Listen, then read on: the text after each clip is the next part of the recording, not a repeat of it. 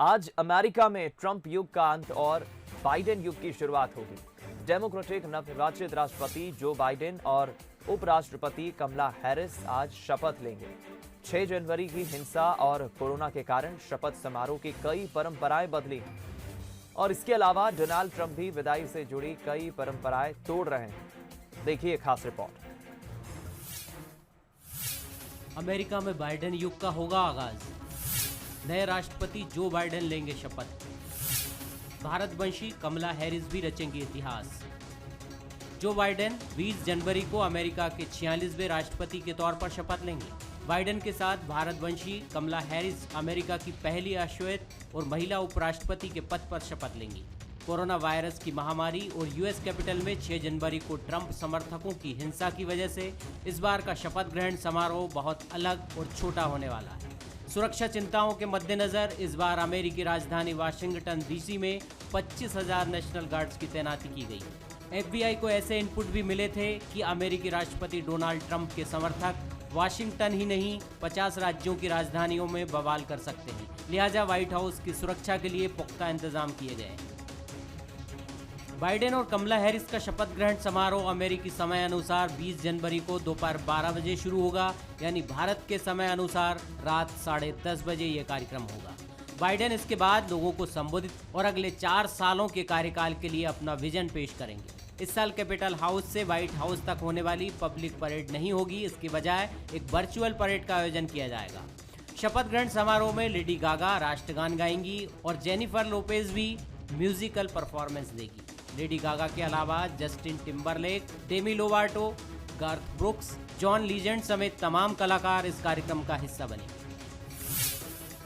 Donald Trump पहले ही ऐलान कर चुके हैं कि वो शपथ ग्रहण समारोह में शामिल नहीं होंगे। 8 जनवरी को एक ट्वीट में उन्होंने कहा था कि वो अगले राष्ट्रपति जो बाइडेन और राष्ट्रपति कमला हैरिस के शपथ ग्रहण समारोह का हिस्सा नहीं बनेंगे।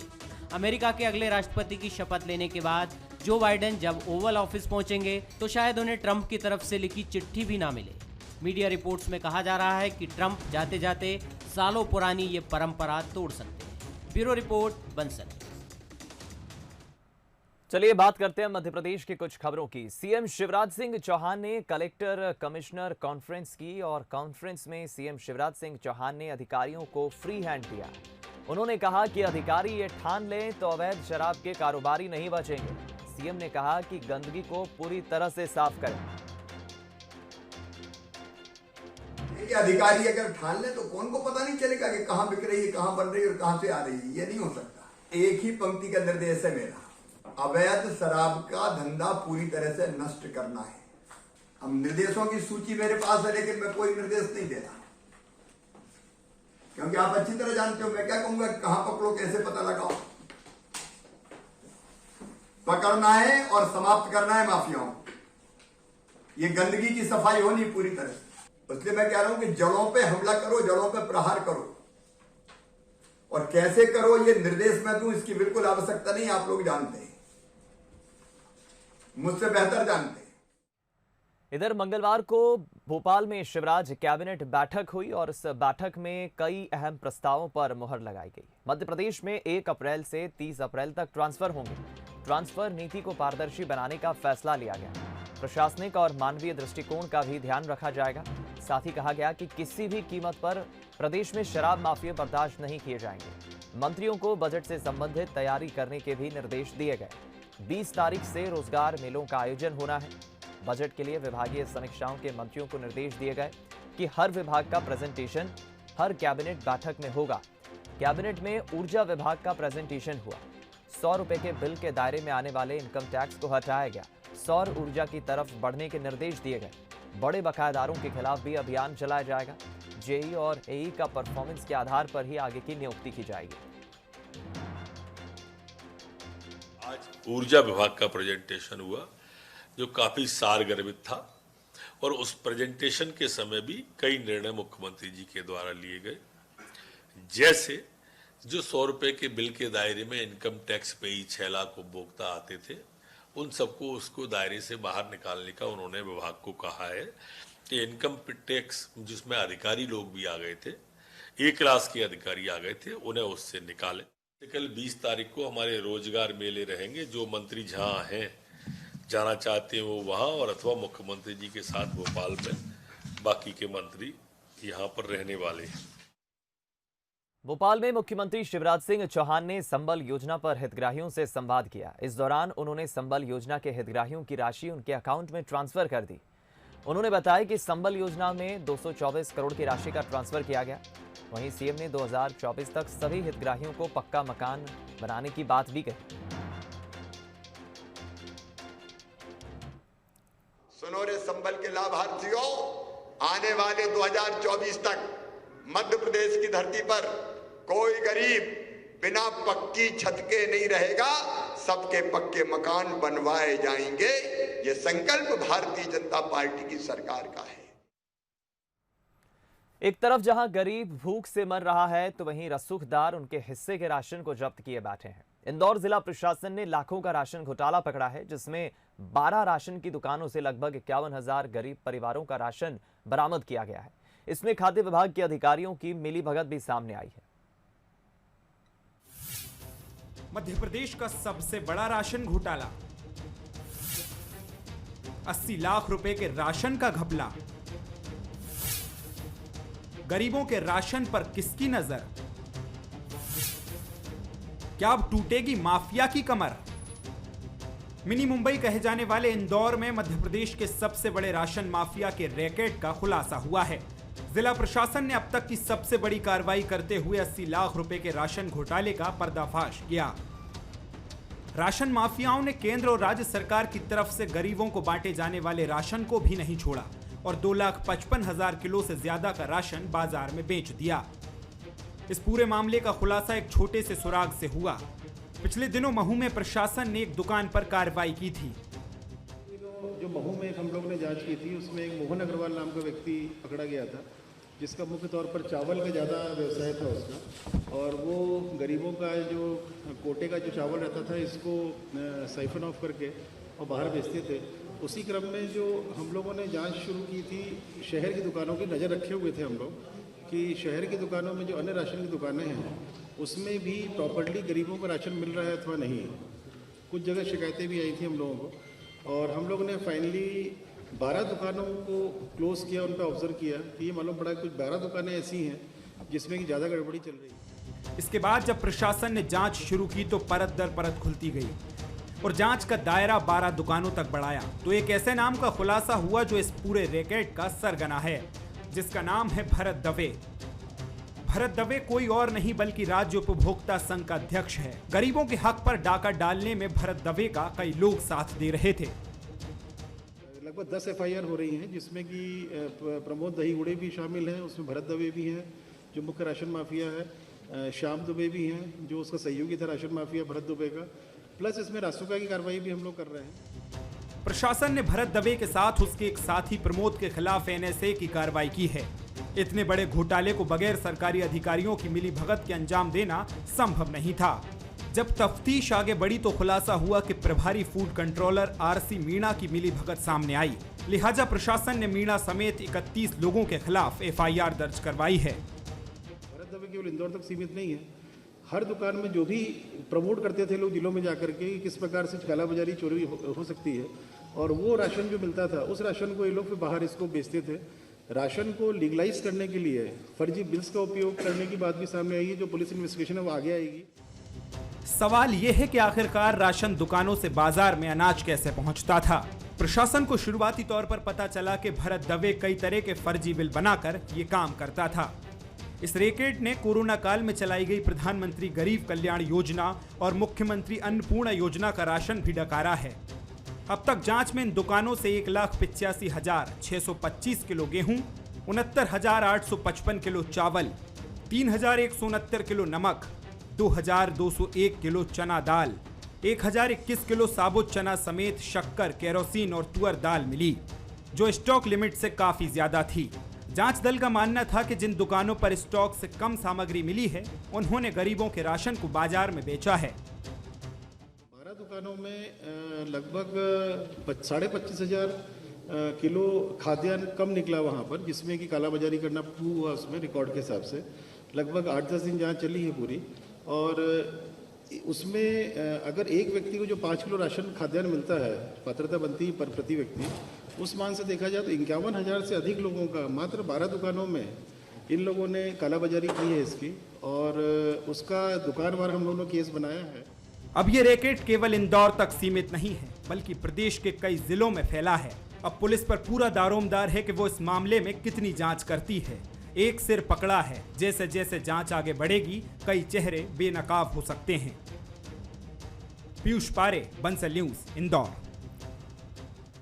रुक करते हैं अगली खबर का। बालाघाट में कांग्रेस कार्यकर्ता सम्मेलन का आयोजन किया गया, जिसमें प्रदेश कांग्रेस अध्यक्ष कमलनाथ और राज्यसभा सांसद दिग्विजय सिंह शामिल हुए। कार्यकर्ताओं और किसानों को संबोधित करते हुए कमलनाथ ने केंद्र सरकार के कृषि कानूनों को किसान विरोधी बताया और इसके खिलाफ खड़े होने के लिए कहा। वहीं प्रदेश सरकार पर भी निशाना साधते हुए कहा कि मध्य प्रदेश में महंगाई तेजी से बढ़ रही है, जिस पर अंकुश लगाने में सरकार नाकाम साबित हो रही है। कार्यकर्ता सम्मेलन के बाद कमलनाथ और दिग्विजय सिंह पूर्व विधायक मधु भगत के यहां विवाह समारोह में शामिल हुए। इस मौके पर महाकौशल और विदर्भ के कई कांग्रेस विधायक भी मौजूद रहे। जो ये निजीकरण कर रहे हैं हमारे कृषि क्षेत्र का, ये कैसे कर रहे हैं? बड़े बड़े उद्योगों को, उद्योगपतियों को ये मंडी का दर्जा, मंडी का स्टेटस दे रहे हैं। ये मंडी का, ये तो पहली चीज है, मंडी का स्टेटस दे रहे हैं। ये बड़े बड़े उद्योगपति, उद्योग आएंगे आपके पास, 2,000 रुपए रेट है या 4,000 रुपए रेट है, कहेंगे ये जी 1,500 में लो। किसान को तो अपनी उपज निकालनी है। मुरैना से खबर, जहां जहरीली शराब पीने से मरने वालों का आंकड़ा लगातार बढ़ रहा है और मंगलवार को एक बार फिर 2 और लोगों की मौत हो गई जहरीली शराब पीने से। शराब पीने से पहले मरने वालों का आंकड़ा सोमवार तक 25 था, लेकिन मंगलवार को 2 और लोगों की मौत हो गई और 2 मौत के बाद आंकड़ा बढ़कर 25 से अब 27 हो गया है। मुरैना के नूराबाद थाना इलाके के रंचोली गांव का यह मामला है, जहां 2 लोगों की जहरीली शराब पीने से मौत हो गई है। हालांकि मुरैना एसपी कलेक्टर के खिलाफ शिवराज सिंह चौहान पहले ही कार्रवाई कर चुके हैं, उन्हें हटा चुके हैं। लगातार प्रशासन भी यहां पर दबिश दे रहा है, ग्रामीणों की मदद से छापे भी मार रहा है, लेकिन लगातार हो रही मौतों के बाद कई सवालिया निशान भी खड़े हो रहे हैं। मौत के कारण अब आंकड़ा बढ़कर 25 से 27 हो गया है।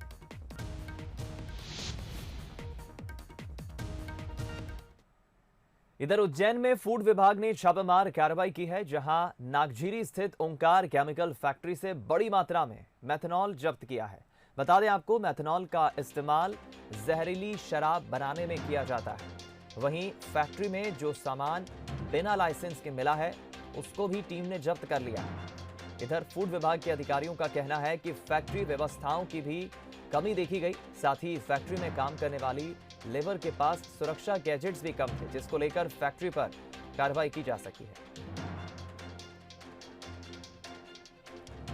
प्रदेश के मुखिया शिवराज सिंह चौहान लगातार भूमाफियाओं, ड्रग माफियाओं और अवैध गतिविधियां शामिल करने वालों के खिलाफ सख्त निर्देश जारी करते हुए कार्रवाइयों को अंजाम दिया जा रहा है। उज्जैन में भी लगातार कार्रवाइयों को अंजाम दिया जा रहा है। आप देख सकते हैं इस समय हम ओमकार केमिकल इंडस्ट्रीज जो है यहाँ पर छापेमार कार्रवाई को अंजाम दिया गया है। इसमें बड़े स्तर के जो एडीएम अधिकारी हैं, ड्रग इंस्पेक्टर हैं, ड्रग विभाग के अधिकारी हैं, फूड विभाग के अधिकारी हैं, तीनों संयुक्त टीमों मिलाकर ओमकार मेडिकल पर छापेमार कार्रवाई की गई है। इसमें बताया यह प्रथम दृष्टया ये तो जानकारी प्राप्त हुई है, एक तो सबसे पहले तो गंदगी भरा हुआ पूरी जो फैक्ट्री में है, जगह जगह गंदगी पसरी हुई है, केमिकल का जो रिसाव होता है वो है। और ख़ास बात यह कि जिस प्रकार पूरे प्रदेश में जहरीली शराब कांड से पीने के कारण लोगों की मौत जो हो रही है, उसमें भी कहीं ना कहीं ये जो इंडस्ट्रीज है केमिकल में मेथिलाइल जो होता है वो शराब बनाने के काम में लिया जाता है। और जबकि इनके पास किसी भी प्रकार का कोई लाइसेंस नहीं है, उसके बाद भी ये पूरी तरह फैक्ट्री संचालित की जा रही है। हमारे साथ इस समय एडीएम नरेंद्र सूर्यवंशी जी। सर, किस प्रकार ओमकार केमिकल फैक्ट्री पर छापेमार कार्रवाई की और आगे की क्या जानकारी आपके पास है?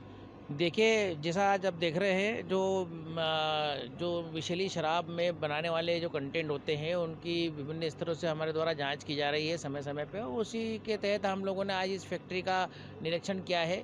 निश्चित रूप से ये फैक्ट्री जो रॉ मटेरियल होता है फार्मास्यूटिकल कंपनी का वो बनाती है, लेकिन इस फार्मास्यूटिकल कंपनी इस फैक्ट्री के पास में, इस केमिकल इंडस्ट्री के पास में जो पॉइजन एक्ट के तहत रुक करते हैं अगली खबर का। सिवनी मालवा से खबर, जहां शराब माफियाओं के खिलाफ कार्रवाई हुई है। यहां अवैध शराब बनाने वालों पर प्रशासन की टीम ने पुलिस दलबल के साथ पहुंचकर छापेमार कार्रवाई की। सिवनी मालवा में शराब के अड्डे, अवैध कब्जे भी प्रशासन की टीम ने जमींदोज किए। कार्रवाई करते हुए ये कार्रवाई पुलिस और आबकारी विभाग की संयुक्त कार्रवाई थी। मुख्यमंत्री पहले ही स्पष्ट निर्देश दे चुके हैं। सभी जिले के कलेक्टरों और कमिश्नरों को सख्त उन्होंने फ्री हैंड दिया है और निर्देश दिए हैं, उसी का असर है। यहां सिवनी मालवा में भी प्रशासन की टीम की तरफ से कार्रवाई देखने को मिली।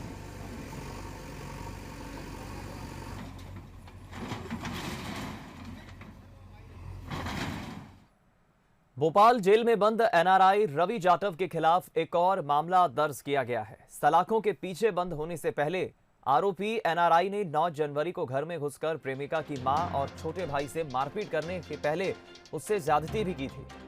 अब इसका खुलासा होने के बाद पुलिस ने आरोपी के खिलाफ ज्यादती की धाराओं में एक और केस दर्ज किया है। छात्रा ने कहा कि रवि उसे डरा धमकाकर गोविंदपुरा थाना क्षेत्र में चेतक ब्रिज के पास एक होटल में ले गया था। यहां उसने 3 से 4 बार उससे ज्यादती की थी। छात्रा ने आरोप लगाया कि रवि ने उसका वीडियो भी बना लिया था। इसी के आधार पर ब्लैकमेल कर रहा था। उसकी शादी से मना करने पर ही उसने 9 जनवरी की दोपहर घर में घुसकर उसे जान से मारने की कोशिश की। छात्रा की शिकायत पर आरोपी रवि जाटव के खिलाफ एफआईआर दर्ज कर ली थी। बाद में पुलिस ने उसे और उसके तीनों साथियों को गिरफ्तार कर जेल भेज दिया। एक पीड़िता की रिपोर्ट पर आरोपी रवि जाटव के विरुद्ध केस रजिस्टर्ड हुआ है, जो कि रातिवड़ के किसी मारपीट के केस में जो पूर्व से ही जेल में बंद है। और पीड़िता की शिकायत ये है कि आरोपी रवि जाटव ने उसके साथ दोस्ती करके एंजल होटल में आज से लगभग 2 वर्ष पूर्व उसके फिजिकल रिलेशन बनाए।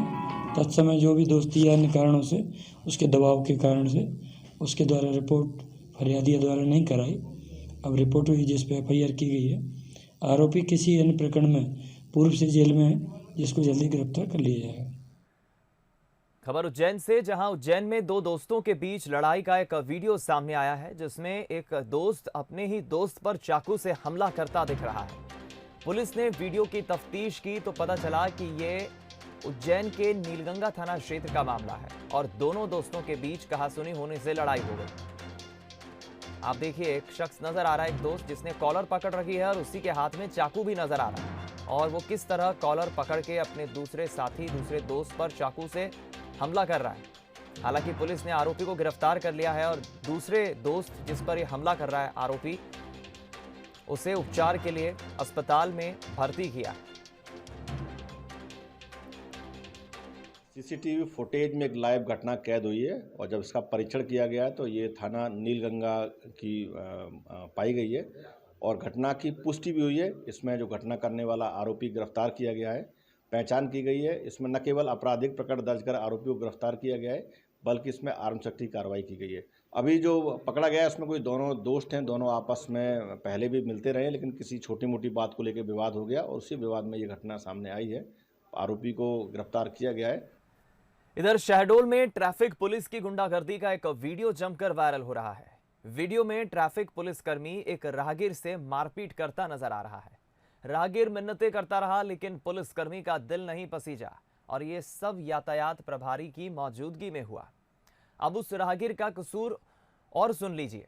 दरअसल राहगीर बाइक से आ रहा था। ट्रैफिक पुलिस की गाड़ी ने अचानक यू टर्न लिया तो बाइक पुलिस की गाड़ी से टकरा गई।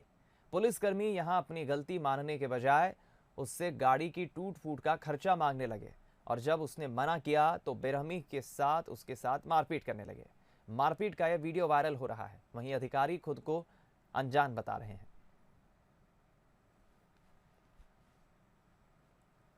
इधर बदनावर में एक हैरान करने वाली घटना देखने को मिली।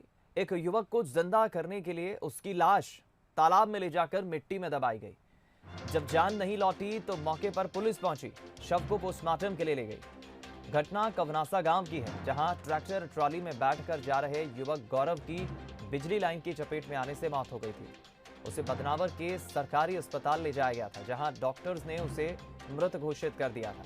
इसी दौरान किसी ग्रामीण ने परिजन को विश्वास दिलाया कि करंट लगने से अगर किसी की मौत हो जाती है तो उसे मिट्टी में दबा देने से जान लौट आती है। इसी भरोसे परिजन ने गौरव की लाश मिट्टी में दबाई थी।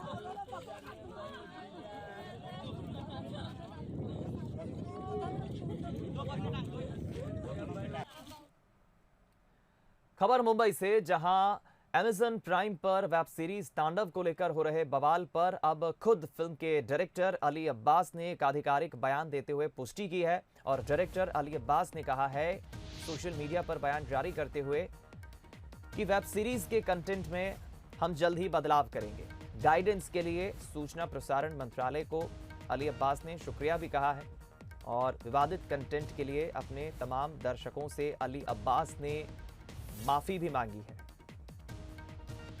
कंटेंट में बदलाव की बात कही है और अपने तमाम दर्शकों से उन्होंने माफी भी मांगी।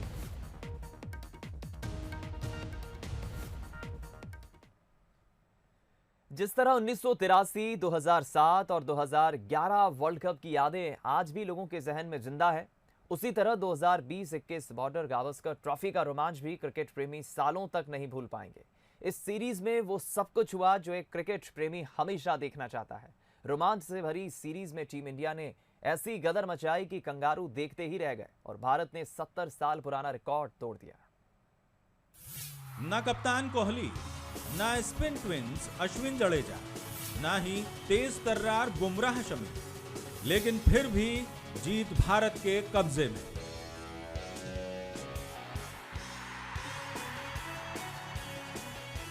और जीत भी ऐसी कि 70 साल पुराना रिकॉर्ड तोड़ दिया। टीम इंडिया की इस यंग आर्मी ने ब्रिस्बेन के गाबा स्टेडियम में जो गदर मचाया, उसने इतिहास रचा है। 1951 के बाद पहली बार ऐसा हुआ जब किसी टीम ने 250 से ज्यादा का टारगेट इस मैदान में चेस किया हो। क्रिकेट की भाषा में हार्ड टारगेट समझे जाने वाले 328 रनों का टारगेट भारतीय युवा खिलाड़ियों के सामने बौना साबित हुआ और 3 विकेट रहते ही टीम इंडिया ने न केवल मैच अपनी झोली में डाला, बॉर्डर गावस्कर ट्रॉफी पर कब्जा जमाया और सीरीज भी 2-1 से जीत ली। एशिया की कोई भी टीम ऑस्ट्रेलिया में लगातार 2 सीरीज नहीं जीत पाई है। 2018-19 में कोहली ब्रिगेड ने जरूर यहां पहली बार सीरीज जीती थी, लेकिन उस समय टीम में कई हरफन मौला खिलाड़ी थे। भारत ने यह सीरीज जुदा हालातों में जीती है। टीम के 7 रेगुलर खिलाड़ी चोटिल होकर बाहर बैठे थे। कैप्टन कोहली पिता बन गए, इसलिए वापस लौट गए। ऐसे में वर्ल्ड की बेस्ट टीम को हराने की जिम्मेदारी आन पड़ी रहाणे के कंधों पर। कहते हैं कि हालात जुदा हो तो हौसला काम आता है। पहले टेस्ट में मिली हार, नस्ल भेदी टिप्पणियां और चोटिल खिलाड़ी, किसी भी टीम के हौसले को पस्त करने में ये कारण काफी होते हैं, मगर टीम इंडिया ने हौसला नहीं खोया। दूसरे टेस्ट में शानदार वापसी की। तीसरे टेस्ट में तो टीम इंडिया ने कमाल किया। दर्द की दवाएं खाकर खिलाड़ियों ने सीरीज को बराबरी पर लाकर खड़ा कर दिया। गाबा में चौथा टेस्ट शुरू हुआ तो किसी को उम्मीद नहीं थी कि टीम इंडिया इतिहास रचने वाली है, क्योंकि जो प्लेइंग 11 सामने आई उसे एक्सपर्ट्स ने बेहद कमजोर कहा। चौथे टेस्ट की पहली पारी में ऑस्ट्रेलिया ने 369 रन बनाकर जता दिया कि अब सीरीज पर कब्जा जमाने से उसे कोई नहीं रोक सकता। लेकिन रहाणे ने अपने लड़ाकों में ऐसा लोहा भरा था कि जब वॉशिंगटन सुंदर और शार्दुल ठाकुर क्रीज पर आए तो भारत ने पहली पारी में बना लिए 336 रन। ऑस्ट्रेलिया की पहली पारी से महज 33 रनों का अंतर। ऑस्ट्रेलिया की दूसरी पारी शुरू हुई। बल्लेबाज अपना काम कर चुके थे और अब बारी थी गेंदबाजों की। गेंदबाजों ने निराश नहीं किया। मोहम्मद सिराज और शार्दुल ठाकुर ने ऐसी गेंदबाजी की कि ऑस्ट्रेलिया के धुर्रे बिखेर दिए। दोनों ने 9 विकेट लेकर दूसरी पारी में ऑस्ट्रेलिया को 294 रनों पर ढेर कर दिया। अब एक बार फिर भारत की बारी थी। सामने था 328 रनों का विशाल टारगेट। शुरुआत जरूर कमजोर हुई, लेकिन पुजारा क्रीज के एक सिरे पर अंगद के पैर की तरह खूंटा गाड़कर बैठ गए। दूसरी तरफ शुभमन गिल ने 91 रनों की पारी खेलकर पुजारा का साथ दिया। पुजारा एक सिरे पर जमे थे, लेकिन गिल के बाद दूसरे सिरे पर टीम इंडिया ताश के पत्तों की तरह बिखर रही थी। फिर एक छोर पर जमे पुजारा भी ज्यादा देर तक टिक नहीं पाए। अब टीम को एक अच्छी पार्टनरशिप की दरकार थी।